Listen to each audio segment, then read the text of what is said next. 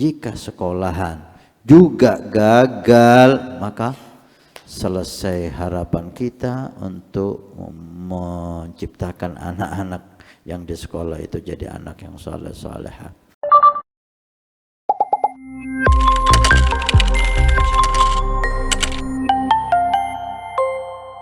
Datangnya dari Umi di Tangerang nih, Ustaz yang bertanya nih, bagaimana melatih hati untuk bisa ridho yang dengan keadaan tempat kerja yang sudah terasa nggak nyaman, Ustaz? Dalam arti banyak majelis ghibahnya. Apa kalau saya keluar, saya Saleh Habib, itu yang pertama. Yang kedua, saya seorang pengajar di sekolah SD, apa kiat-kiat menjadi guru yang baik dalam pandangan Allah? Karena dengan keadaan suasana sekarang yang agak sulit, anak-anak yang sudah kenal internet, mohon bimbingannya Habib. Alhamdulillah, dari memahami pertanyaan Anda, tempat kerja Anda, di situ banyak hal-hal yang berbau maksiat. Oke. Apa yang perlu Anda lakukan? Anda tahu diri Anda. Ketika Anda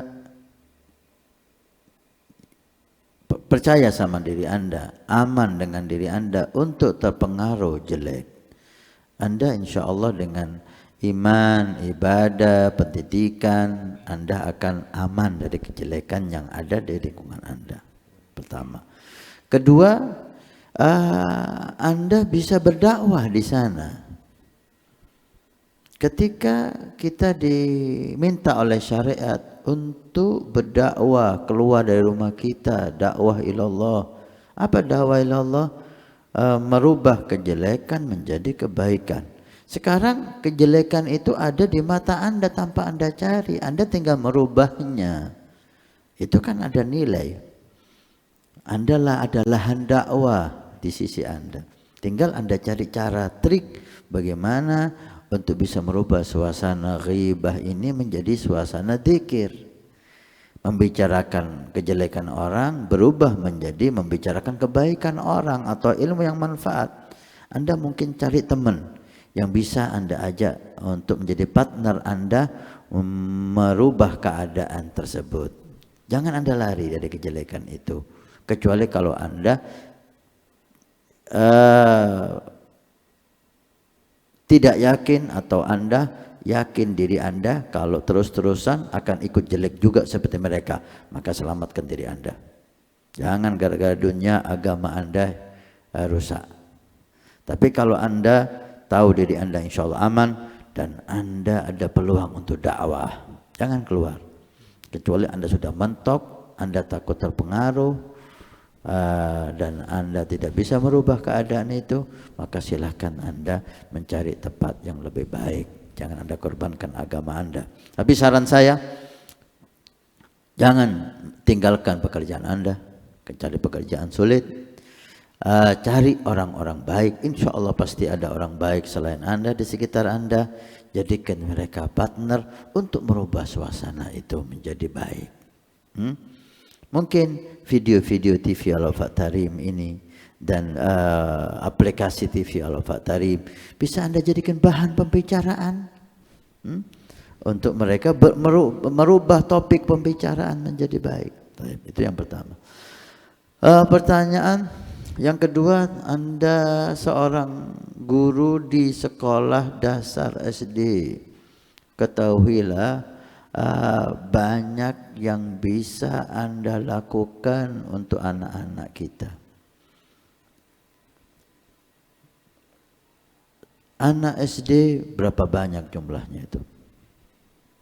Ada SD yang sampai 100, ada yang SD sampai 200, ya. Ada SD yang sampai lebih dari itu. Dan juga SMP dan juga SMA. Ribuan, puluhan ribu, bahkan jutaan anak-anak kita, puluhan juta ada di sekolah. SD, SMP, SMA, fakultas. Dan yang di pondok pesantren bisa dikatakan hanya berapa persen dari itu semua. Sangat sedikit. Siapa yang mau mendakwahi mereka? kalau guru seperti Anda meninggalkan anak itu? Dengan pertanyaan Anda, kita husnudzon Anda orang yang bersambung, ingin ridhonya Allah, ingin dekat dengan Nabi Muhammad SAW. Guru semacam Anda yang kita butuhkan untuk ngajar di anak-anak SD. Itu anak lagi berkembang, dan pengaruh seperti yang Anda katakan, internet banyak berpengaruh negatif kepada anak kita daripada positif, walaupun positifnya ada. Maka Anda punya peluang besar untuk berdakwah di anak-anak itu. Itu umat Nabi Muhammad yang nanti akan jadi besar. Mungkin anak-anak SD itu orang tuanya nggak perhatian dengan mereka tentang agamanya. Mungkin anak-anak itu lingkungannya nggak ada yang nyambung dengan agama. Maka satu-satunya harapan kita sekolah yang membuat dia sadar. Orang tuanya, rumah tangganya nggak ngajari dia agama. Mungkin sholat iya, nggak sholat iya. Puasa iya, nggak puasa iya. Maksiat iya, nggak maksiat iya, nggak peduli dia agama. Lingkungannya juga seperti itu. Mondok enggak. Kemudian apa yang membuat ada harapan anak itu menjadi baik? Sekolah. Maka kesempatan Anda adalah harapan dari orang-orang saleh untuk mendidik anak-anak kita di sana. Contoh, kita pernah mengadakan daurah pesantren kilat ya, anak-anak SMP. Anak-anak SMP. Ada satu SMP yang disayangkan kepala sekolah dan gurunya tidak begitu perhatian kepada siswa itu berkaitan dengan akhlak dan agama. Maka datanglah anak dan orang tuanya ke pondok kita. Ramadan. Kita dapati siswa itu sangat tidak terdidik. Sulit untuk diajak sholat. Bahkan ada di antara mereka sebelum masuk ke pondok kita menghampiri salah satu warung toko di sekitar pondok dan makan minum di sana siang hari Ramadan.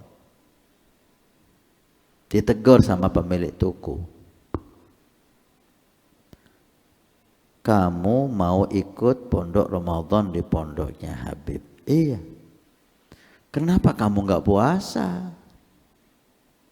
Apa jawab si anak ini? Memangnya kenapa orang tua saya memperbolehkan saya nggak puasa? Nggak mempedulikan itu. Apa yang ingin saya sampaikan ke Anda dari cerita ini?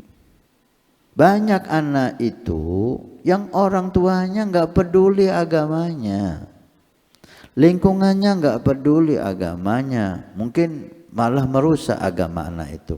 Maka tinggal sekolah, satu-satunya harapan kita untuk menyelamatkan mereka. Guru yang kita harapkan bisa mendidik mereka, mengenalkan mereka kepada Allah, kepada Rasul, kepada syariat Nabi Sallallahu Alaihi Wasallam. Jika sekolahan juga gagal, maka selesai harapan kita untuk menciptakan anak-anak yang di sekolah itu jadi anak yang saleh-salehah. Karena itu kita ada program untuk membuat pesantren kilat daurah anak-anak yang di sekolah ya. Baik itu SMP, SMA, fakultas. Karena kita harapkan masyarakat ini berubah gitu. Gimana bisa berubah kalau nggak dibina? Mau bina di pondok aja, mau membina yang hadir majelis saja. Mereka yang di SD, yang di SMP, di SMA, mahasiswa, mahasiswi, siapa yang membina mereka? Harus ada pembinaan kepada mereka karena jumlah mereka jauh lebih banyak daripada yang di pondok. Alhamdulillah banyak dari mahasiswa, mahasiswi yang semangat untuk ikut pondok Ramadan, ikut dakwah, ikut belajar agama, dan juga anak-anak SMP, SMA. Mudah-mudahan diperbanyak oleh Allah. Kami butuh guru-guru yang saleh, salehah yang ada di sekolah itu, yang ada di fakultas itu, sehingga mempengaruhi anak itu untuk menjadi anak yang baik. Allah yubarik fikum. Mudah-mudahan Allah perbanyak guru-guru seperti Anda.